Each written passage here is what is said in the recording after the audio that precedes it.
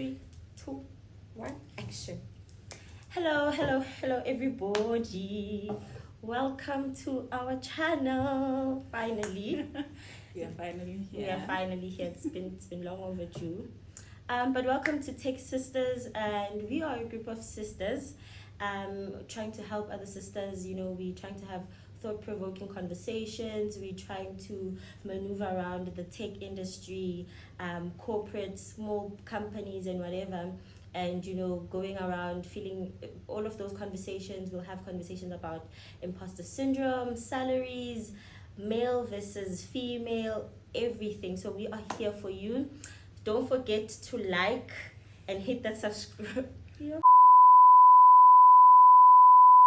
I am Nomfundo Ndala, and this is my co-host. I am Tobeka Shabalala. And so maybe we should give a short intro about ourselves. I'm a software engineer, and I've been working since, I think I have 2 years experience. I'm still a junior in the industry. And yeah, I'm a full stack developer, if you have to put it like that. Cool. So, as I said, Tobeka Shabalala with over 10 years experience, also a software developer, and wow, what else? Yeah. How did you get into tech? So, how did I get into tech? So, studying, all I wanted to do was do something with computers, whether it was secretarial or whatever else. And then I discovered tech, where you literally open up the computer. Really? And that's what I wanted to do. But when I went into college just to find out, I then discovered or learned of this thing called programming. And that's how I discovered programming, studied towards it, and that's how I got here. Don't you also think it's weird how people don't really know about programming until you actually get to varsity? That's the thing. Because recently my mom had because she's a teacher and stuff, so they had career day. Yes. And no one knows about it. It's gonna be a nurse, it's gonna be a policeman, a teacher, but no one is gonna show up as I wanna be a program, because it's weird. It's weird, and it's not really, we don't really know it. Maybe with us, with the help of our channel, we can let people know about it and how to get into it. Exactly. And yourself, how did you get into this? So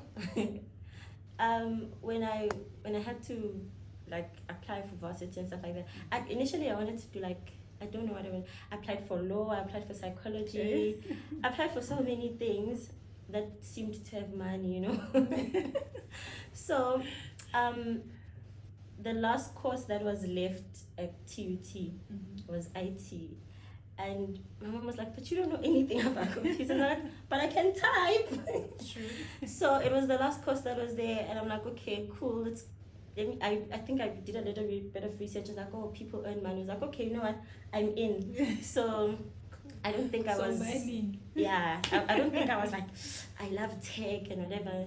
No, put me anywhere where there's money, I'll do it. Trust me.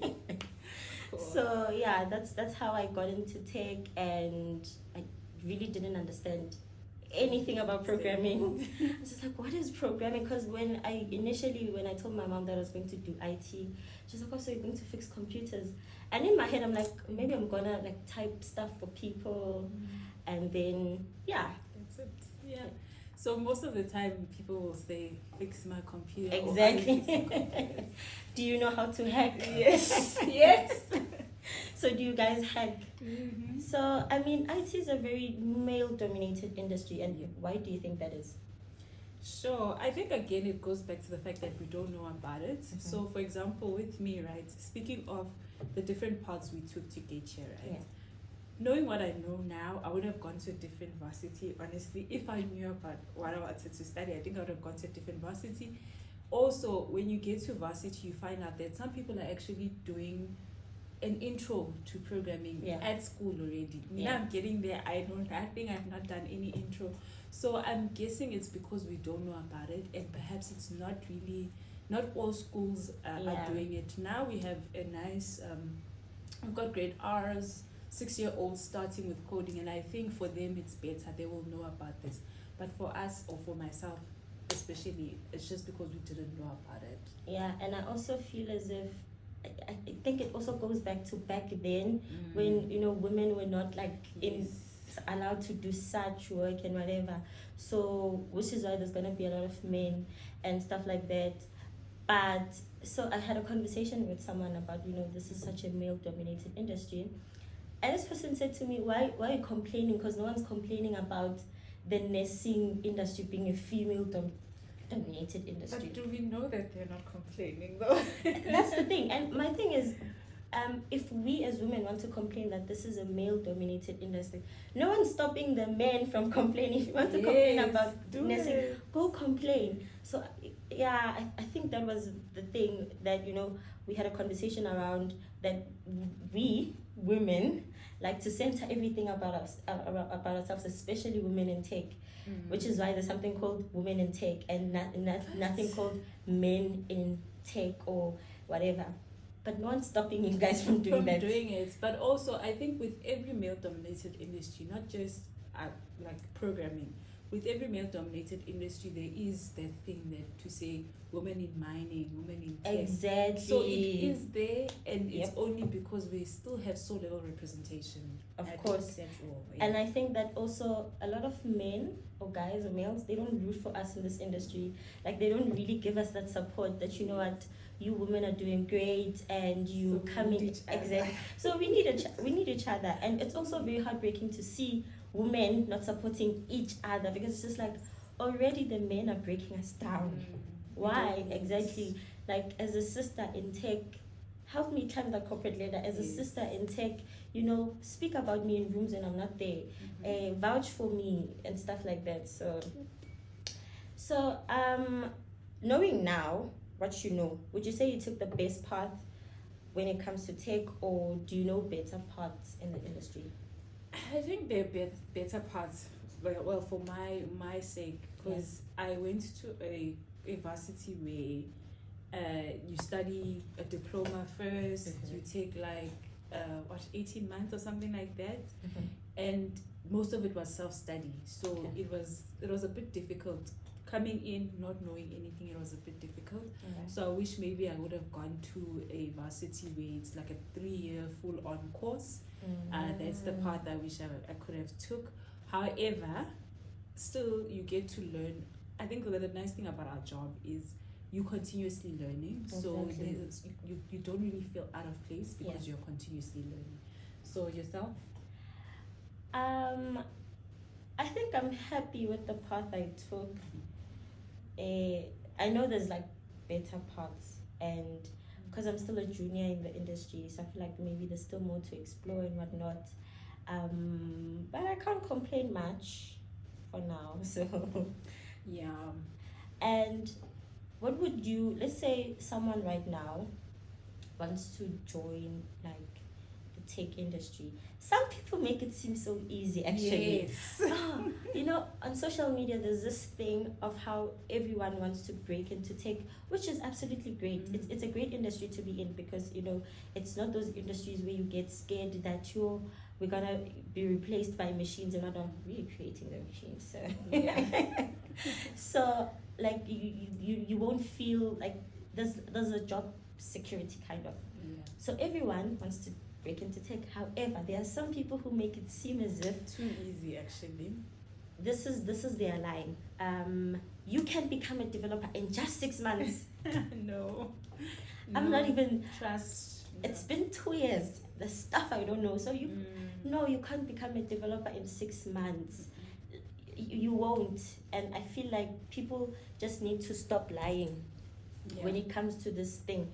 So someone who wants to break into tech and is hearing about how you can become a developer in 6 months, you can become, you can do this in just by learning online, whatnot. You don't need. What advice do you have to say to them? So honestly, I would say there's no one path to get into this industry, right? Yeah. However, it's not as easy as it's made to seem out there. We all have different learning styles, right? There might be those who learn quick online on their own, and they're able to do it. and maybe they can break into the industry or become entrepreneurs and do their own thing freelance. Yeah. Yes. However, I think going through the whole process of studying, learning, and even when you're in the job, continuous learning, you will not know everything, just know that. You will not know everything. You won't, in 6 months, all of a sudden know how to create the best website or whatever else is out there. So I think, remember that it's continuous learning, and more than anything, take the path that works for you. If you're not really a self-study person, you probably won't win online versus being in class, also doing the modules, doing the projects that come with it. So yeah, I think that's my advice to yourself. I think I always see this, I'm like, I took 3 years in varsity. I took 3 full years in varsity. And even after varsity, I didn't know programming. You only know programming, I feel like, when you actually start as you work. Because right now you don't know all the languages. Also, you different industries have different programs, right? Yes. You still have to go and learn that program. If they're not using the same language that you are used to, now you need to go learn language, not English, guys. So programming has its own languages, which you then have to learn and have to know. See, this system uses this language, and this is the language that I'll go with. So yeah, man, it's constant learning. It is, because you will. I promise you will not learn programming in 6 months. You will not. Yes. People need to stop lying. Maybe you learn the basics and concepts, but also it won't get you that far as to then you want to call yourself a software developer. Because also getting into this industry, people make it seem as if there's a lot of jobs. It's also not so easy. Number one, sometimes companies want qualifications. The fact that you did a 6 months and you know what, you know your stuff, and you were on YouTube 24/7, or you signed up for these online courses and whatnot, does not guarantee the fact that you actually get into programming. Number two, freelancing is also not as easy as people make it seem. You know, they're gonna tell you go to Upwork, go to freelance.com and whatnot. It's not easy because you're competing against people who've been doing this for over 10 years. And you can come there with your cheap rates, but people don't really, they want like quality work and stuff like that. Number three, when you go to interviews and you tell them that, oh, actually it took 6 months just to learn programming, do you honestly think they will put their faith in you? Also, some companies will want you to do like a test before you get into the job. So tests, even you have that one, they will ask you to do a website for this, and then you have another coding. So you won't. So I feel as if, even if like I did a full qualification, even these tests now, they show me flames. Yes. They show me absolute flames. Yes. So I think that, you know, we shouldn't be gullible to that fact that you can get into tech in just 6 months and not you learn the basics. And especially if you don't know anything about tech, because number one, you still need to understand what is a programming language. You need to know Visual Studio. Which one is your niche? And are you gonna use Visual Studio? Are you gonna use VS Code? It's a lot. There's so much. It will take. I think it took for my first year. It's like learning variable names. You know, you know, assigning variable names, and then I only did like the programming in my second year. So that's 2 years.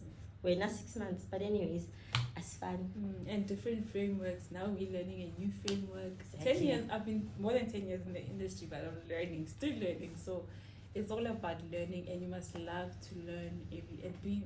What's the word? Inquisitive. They say. Yeah. Constantly research. Yeah. Again, you need to learn to. You must learn and keep up with new technologies. Now we have, you know, these things called like boomers, millennials, and then Gen Z in the industry. So you find boomers, like they've been in this industry for so long. I feel like a lot of them don't want to catch up. It's just like, catch up. Yes. And you find a lot of them in lead positions. And my thing is that, okay, you are a leader. You don't want to learn. You don't want to keep up with the new skills. How are you always need to keep up with tech.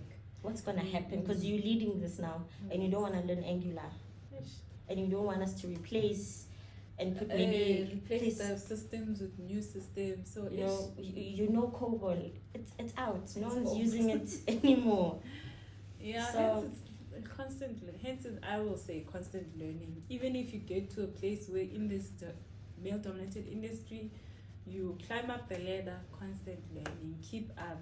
do you think it's generally difficult to work with like boomers, those older people? If they're not willing to learn, then it's difficult.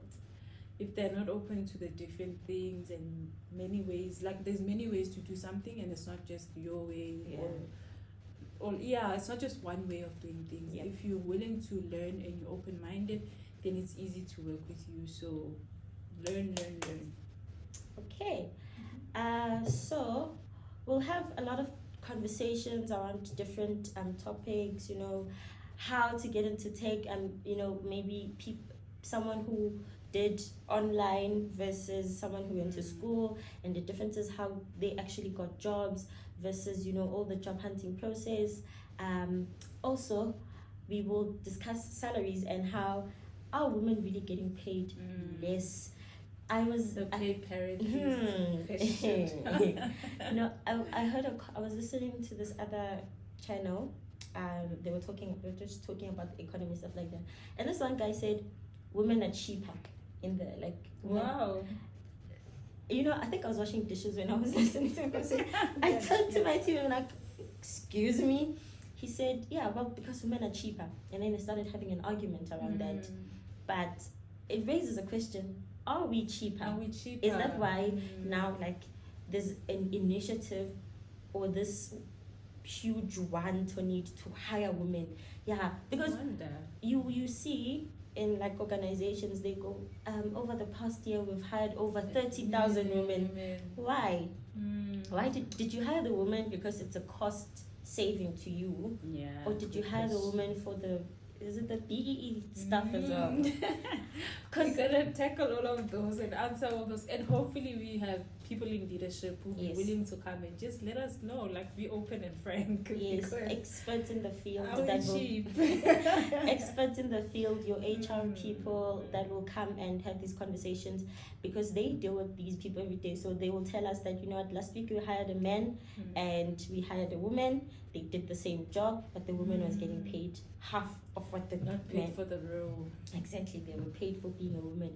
So because I remember there's another lady, someone in her comments, I was going through the comments, said they only hired you because you were a woman, so they're trying to reach their BEE status. That is harsh. But we don't know that. So. But that's also that's a harsh thing to say. It's a harsh thing to say, but reality is some companies do. Yeah, so are we getting paid less? Are we cheaper? Is that why they're hiring a lot of us now? Is that why we've had over 15% women joined tech? Or the thing of hiring women, getting them to a certain level and keeping them there. Keeping them in a constant cycle. Yes. So we'll bring in expertise to have these conversations. So now, do you think we should get into the questions that people asked us? Yes, please. All right. So, these questions we asked you guys to ask us anything on Instagram, and these are the questions that you guys sent. So we've covered some of them. How did you get into tech? Where do you fall under? Where do you fall under? Full stack development? I don't know. So you full stack. I'm more back end development. Yeah. So I do the work at the behind the scenes. So if in TV there are those who are in front of the camera, I'm behind the camera. Yeah. And just doing what I need to do so that the person in front of the camera looks good. So yes. Someone all say me. In front of the camera and and what do you do at work? Well, basically programming. Yes. So you write applications for maybe if a business people they come they say we actually want an application that does X, Y, and Z. You just technically build it. So the back end will do all of that, and then there's back end which does the whole functionality. Language maybe as well. Oh yeah, which language do you do? So my programming language is C#. C# is my main language, and then obviously some JavaScripts and what have you come in there, but C# is my main language. So .net basically. Yes, .net, yeah. So I'm .net and Angular. So Angular is like a framework. It has your HTML, CSS, JavaScript, TypeScript, all of that jazz. So yeah. So we write those applications. The back end does all of the functionality. Then the front end comes and makes the application look nice and pieces it together. And then there's also database, but database falls under back end and full stack. So you store your stuff in the DB, yeah, all of that kind of stuff. And then another question was, can I really become a software developer in 6 months? So people want to become software developers in 6 months. Depends on your learning style, but you probably won't get into the industry. Maybe you'll be doing your own. Yeah, you'll be doing your own systems for a bit. maybe we'll find someone who actually did become a software developer in 6 months. Maybe we should. And we'll bring them, and they'll answer all of these questions and how they actually did it. Are they lying? Was it really 6 months? Was it easy? Maybe it was like sleepless nights, making sure. And how did they actually get the job? Did they start freelancing to get some experience? I feel like most of them are freelancers, but I might be wrong.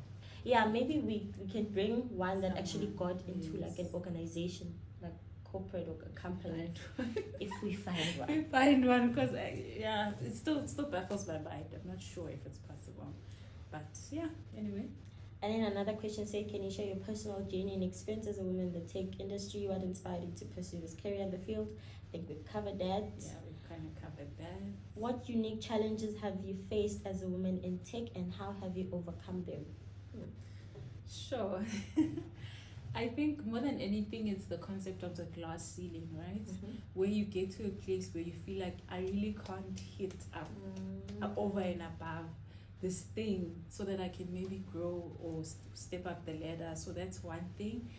And I think how I've overcome it is by constantly learning, but not just tech, but also learning around leadership, how to become a good leader. So how I show up, learning about that as well. I think that's how I've kind of gotten over that glass ceiling, so to speak. Maybe I have another glass ceiling to get over, but also knowing that I don't know everything.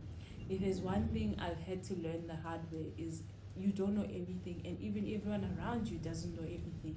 Because sadly, being in a male-dominated industry, men have this confidence that they intrinsically have, and you might feel like they know everything. Why don't I know everything? Why don't I have it figured out? But they don't know everything, and I think knowing that has helped a lot. So yeah, that's me. Yeah, I think I share the same sentiments around, is it imposter syndrome? Yes. Okay.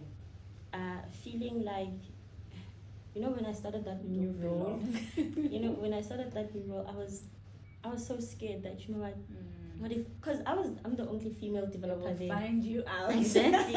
So now, like, I'm the only female developer there, and it's just like, damn, I'm going to also, that's actually a challenge. I mean, most of the teams I've been, like, I'll be the only woman. And it's like...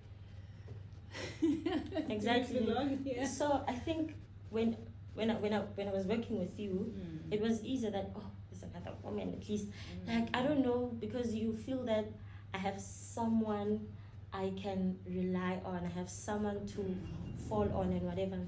So yeah, it's imposter syndrome, having a feeling that, they're better than me. They always can. And I think what's made it easier for me, or how I've overcome it, is actually working with these people and finding out, actually, you don't know anything. I even know better than you. That feeling is wonderful. When they actually don't know and you know better. And it's just like, so you're just a man in this industry, you're just getting paid more than me, but I actually know more than you. So that's quite a nice feeling. However, imposter syndrome is not a nice thing, and it just doesn't go away. How do you overcome it when you feel it? I just feel it, and it's just like, get over this. Get over it. I just face it. Like, okay, let me scared, but you're doing it scared, I feel small. I feel like I don't know anything, because also, so I joined this new team, and it's just men, and new language. You see, you always need to learn. Now I'm learning a new language. I come from C#, now I'm doing Python. I know nothing. And everyone's throwing around terminologies like nobody's business. That's another thing. Men and terminology. It's not even men. I think it's the industries that we fall into. Like, people will throw around abbreviations like everyone must know. No, like, speak English. Exactly. You can literally say this in simple English. And when I was doing my internship, this other guy used to say to me, if you can't explain it like you're explaining to a 2-year-old, you probably don't understand it that much. Exactly. So people throw around terminologies, and now you need to go Google all of those terminologies that they were saying there, and then try to restructure. I feel so lost in there. Exactly, in meetings, and just like, what are we talking about? And honestly, sometimes, guys, I think guys generally love tech industry. They intrigued by it. Or TikTok. Yeah, they like TikTok, and maybe it's not the same for women, because you'll find a group of guys maybe here at work during lunch, and they're discussing that a new language just came out. It fits with this. It doesn't. Visual Studio has this update. Exactly. It doesn't. .NET. What .NET are we on now? We don't even know. They will tell you we are on this .NET, and it doesn't fit properly with this version of Visual Studio, and you just feel like, okay, so is there nothing else we can talk about? Right. Is there nothing else we can talk about, guys? Yeah. And sometimes it also makes me wonder if, are we women not interested in tech? No, I don't think so. I think we've got compartments, right? There's a compartment where I'm working, maybe let's say 9 to 12, and then from 12 to 1 maybe to lunch. Can I just let go? Can you speak of anything else? Maybe speak of your son, your dad, your home, whatever it is. Speak about something else, and then coming back after lunch, then let's talk tech now. Okay. I think we have compartments, but I don't know if it's a good thing. We can find out from people we bring along. But maybe you guys should also comment, don't we like to talk about tech? Because women, you'll never find a group of women tech talking around these terms. You'll never find a group of women tech talking. You know what? You'll be at I was at a tech event. We're not tech talking, but guys. Yes. You'll find a group of guys. The new AWS, this AWS now matches the Bedrock, Amazon SageMaker. SageMaker now has Llama 2. But you know what I find? It's nice conversations, because from there you get to pick up that's why my thingy wasn't properly working. But then it's just I wouldn't initiate a tech conversation. So maybe we'll get to find out. We'll get to find out why we don't have. A good thing also. We don't do tech talks, but guys do. Yeah, true. Right. So I think that was my personal journey. It's just feeling small as a woman, but you just maneuver around it. However you maneuver around life, it is what it is. And then, how can we encourage young girls to develop an interest in STEM fields from an early age? Sure. I don't know how we can encourage them, but more than anything, if there is any coding lessons or stuff that's happening, please just enroll them and let them see that world and decide for themselves if they don't want to. Because I think, as we said from the beginning, because we don't know about it, I think a lot of people are choosing every other field except that, because they don't know about it. And also just to encourage logical thinking in any way possible. I see now there's chess classes for kids, which will help with logical thinking. So I think just driving the process of thinking differently, maybe that will help. But more than anything, there are so many coding classes happening now for kids. Enroll them, let them see, let them know about it, and then decide, no, I still want to do any other field other than programming or everything else around STEM. So definitely. And I feel there's a lot of contribution factor as to where we come from. We come from parents who don't know anything about coding. My parents don't know what What coding you're doing. exactly. So I remember one day, I think I had like my code open. So my mom was like, "Is it broken? Is your laptop broken?" Like, what's happening? Because my screen is dark. Like, Yeah. I don't even know what you're doing here, but Yeah. So I think we come from families that don't know much when it comes to programming. So it's not even easy. Like I said, they had career day, but she also can say to them, some of you guys must try software Yes, development. if she doesn't know about it, Because yes. like they're also gonna be like, what is that? Now she must explain. So I think also teachers, and I think especially older ones, your generation, is it Y or something, generation Y teachers and those parents, they don't know about this, so it's not easy to encourage something you don't know. So maybe with the new teachers of Gen Z and whatever, getting into teaching and whatever, maybe they can encourage these topics to younger kids, career day and whatever. Like, encourage learning coding once a week or something. There are a lot of initiatives that actually support and teach coding in schools, rural areas and whatnot.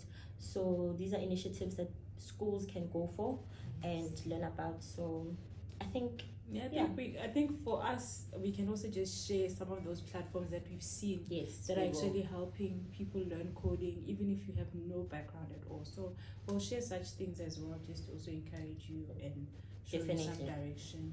Definitely. So we'll share some organizations or initiatives that will help younger kids, get them an interest in this industry. So. And then, here's an imposter question. Imposter syndrome can affect anyone, but it seems to be prevalent among women in tech. How have you managed self-doubt and maintained confidence in your abilities? I think we've sort of... Yeah, I think we've sort of covered it. Just knowing that you won't know everything. Yeah, using it to your advantage, Use that imposter syndrome to your advantage. If you're finding that you feel like you don't know something, research about it, and guess what? It goes away because you've learned about it and you know something new. So exactly. Then another question says, work-life balance is a constant challenge, especially in demanding tech roles. What strategies have helped you maintain equilibrium between your professional and personal life? So at this event, I was at this AWS event, I met this other lady and she said she moved from like the health industry. I think she was a nurse or something. And then she got into tech. Wow. And it's fine. I forgot her name. Wow. So, she said that she wanted to have more time for her family. She felt like she didn't have more time for her family. So for me, I think it's because I don't have a family. I even work at night and whatever, so I don't get the time to say I'm balancing my life and whatnot. And it may seem from my end that no, man, there's no work-life balance here. You're constantly working. But in this tech role, there's a lot of freedom as to how you can manage your time. Because 80% of people, especially because now we're working from home, have a school run time. Like, I'm going to fetch my kids at this time. And no one's judging anyone about it. It's just like, no, I can't set up this time because Tomega's fetching her son. So that's a blocker. So then you have successfully, you're doing your work, but you're actually also still in your son's life, and you're not feeling like, nah, I can't do this, I need to get a nanny. Because let's say, for example, you were going to work each and every day, Monday, Tuesday, Wednesday, Thursday, Friday. Then you were supposed to get it after daycare or something. Oh, is it aftercare? It's already in aftercare. So, but you so fetch him earlier. Yes, it would be. I think even if I came every day, it would still mean that at a certain time I need to leave. Well, prior to COVID, we actually didn't have so much balance because it's like you would have to leave the office at 4 or 5, and unfortunately at that time is seeing me in my seat meant I'm working. But honestly, am I being productive? So I think the tech industry, right? Yes, it's very demanding, and there are times where you might need to, like you say, not a balance per se, but need to know it's okay.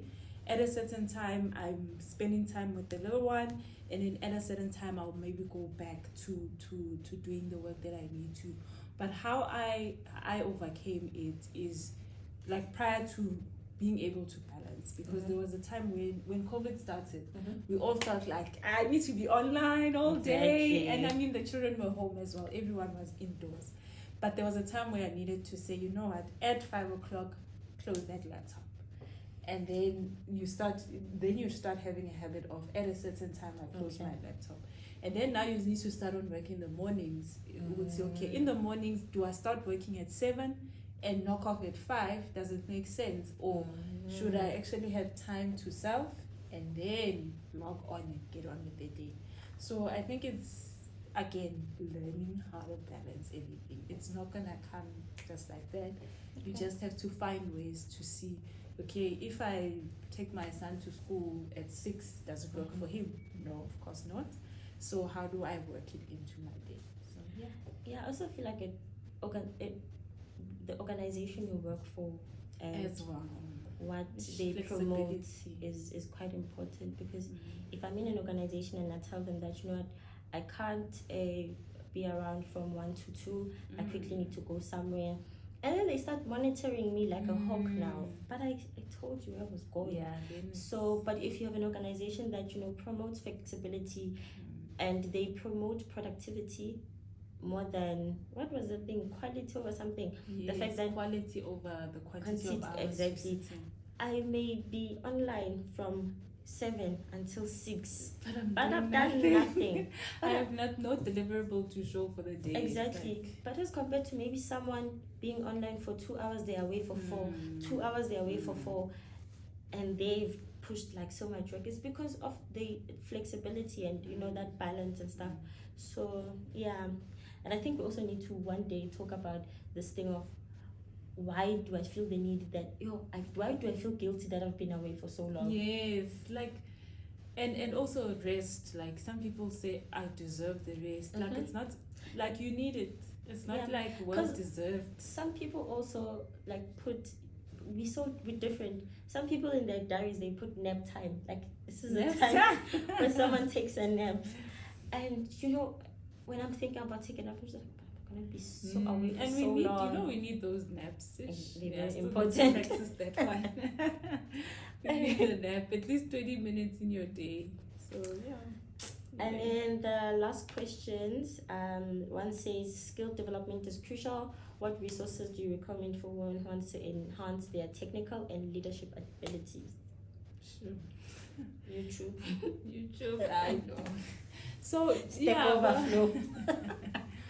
There's a lot. It's different strokes for different folks, right? So in terms of leadership and development, hopefully you're part of an organization that encourages learning, because some of these courses we don't know about until the organization says, hey, there's a course on leadership for this and this. So in terms of leadership, there's that. But podcasts, I know it's me laughing about YouTube and things, but podcasts, YouTube, there are some people who are talking about these things openly without having you to pay for anything. So find something that works for you in terms of that. And then in terms of your technical skills, like we said, you won't know everything, but Udemy, there's what else? Plural sites, I think there's a couple of things.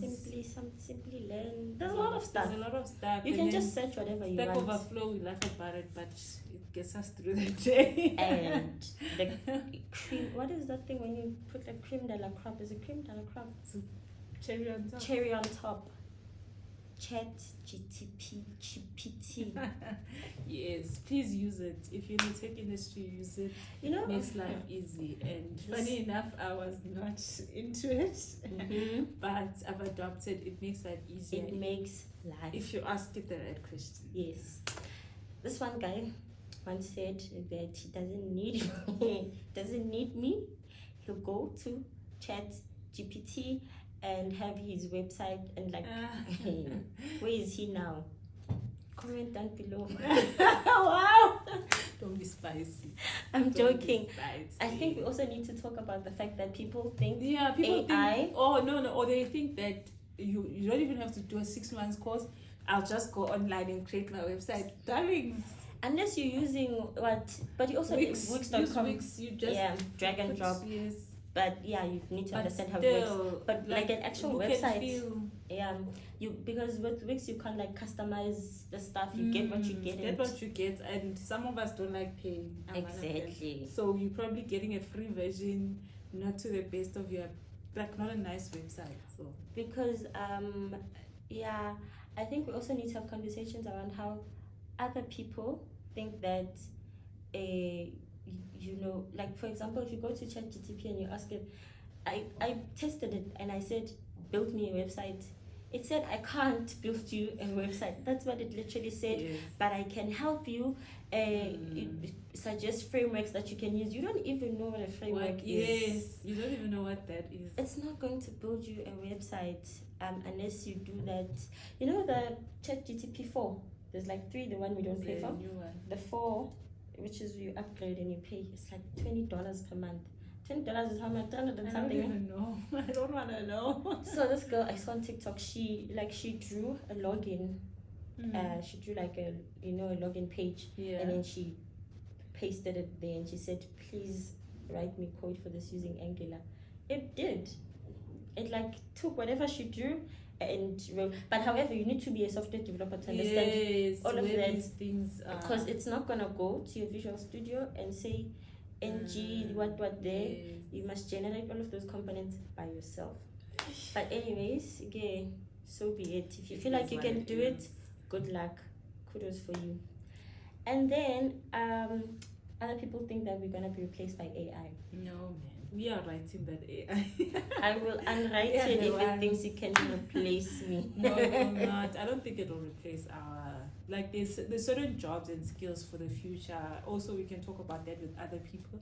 There are jobs that, I think AI is not meant to replace software developers. It's meant to make their lives... jobs. It's not meant to replace most. It just makes life easier. So people are not building AI to reduce... or to remove people from working. People are building AI to automate stuff, to make life easier, to remove manual processes from stuff. If every day I have to go and press a certain button, or I have to manually write stuff myself, I can generate stuff. So people are doing writing or coding or creating AI for the sole purposes of me being able to do even more work. That's people are not saying that because like, oh, AI, that means we're not gonna be needed. Really? Because I think even organizations, if I'm looking at it from like a business perspective, if right now I say, Tobega, I found a generative AI, something that can do this. So when I just plug this in, it will do everything for you. Now you can focus on other work. So we are giving you more work because it's not really because it won't. It's not it's making life easier, man. Exactly. So it's not replacing people. It's just making life more easy. I don't think you can replace an engineer everything yourself. No, people. And if AI thinks it can replace us, we will unbuild it. Yes. Delete. Control Alt Delete. Control Alt Delete. And then last question, mental health is a growing concern, especially in high pressure tech roles. How can women prioritize and maintain their well-being while pursuing a successful career? So it's again finding what works for you, right? If you can make time to exercise, or during the day if you can make time to take a walk, like find those things that help you or encourage you to at least be active, whether it's taking a walk, whether it's before I open my laptop, let me do this.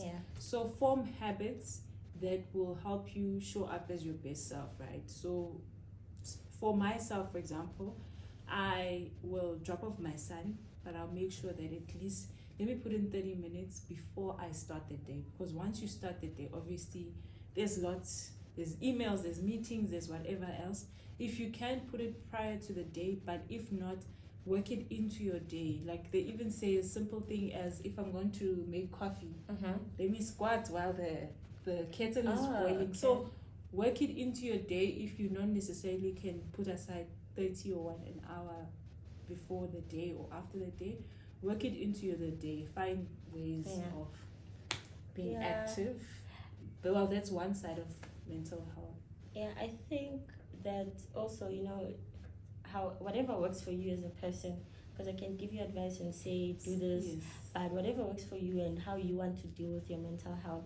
And again, it is important to work for an organization that supports certain things. Because certain organization, you go to them, you know what, you go and tell them my mental health is not good, Yeah. and then they will pushing. they will And arrange. people have mental breakdowns. Yeah, so, other organizations will arrange counseling for you and stuff like that. So the organization you work for is very important. There's a lot, like I think mental health is a big, for me when I think mental health is if I'm not showing up for my body, then that affects. So I think if you know yourself, would say, okay, is it the fact that I'm not exercising that's triggering some sort of mental health situation, or is it things that are happening around me? How can I deal with the things around me? Okay. Is it the fact that maybe I need to sit still once in a while and just, So, yeah.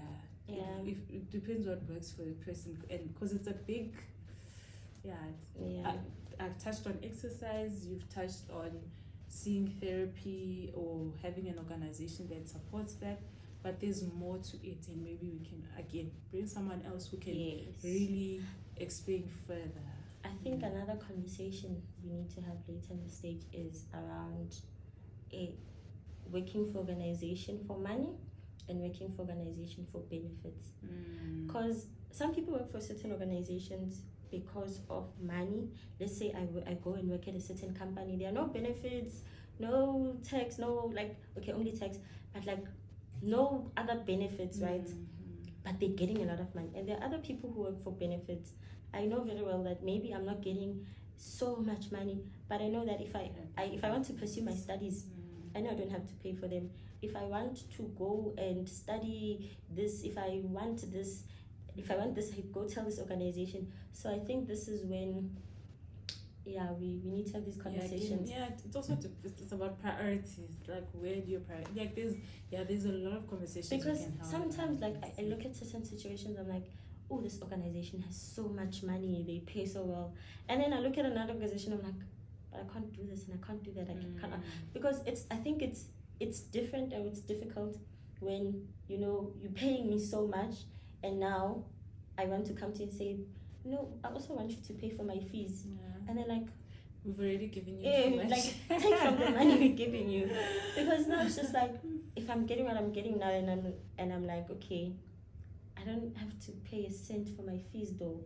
So I'm not stressed about my fees. I don't stress about, like you said, growing in your career. Exactly. I know. And there's no limit. Yes. There's no limit. You've studied for so many longs. We can't pay for you anymore. So, because I think they have your best interest at heart. But wait, are they keeping me in the organization also? They will tell. I think most organizations will tell you what's the T's and C's.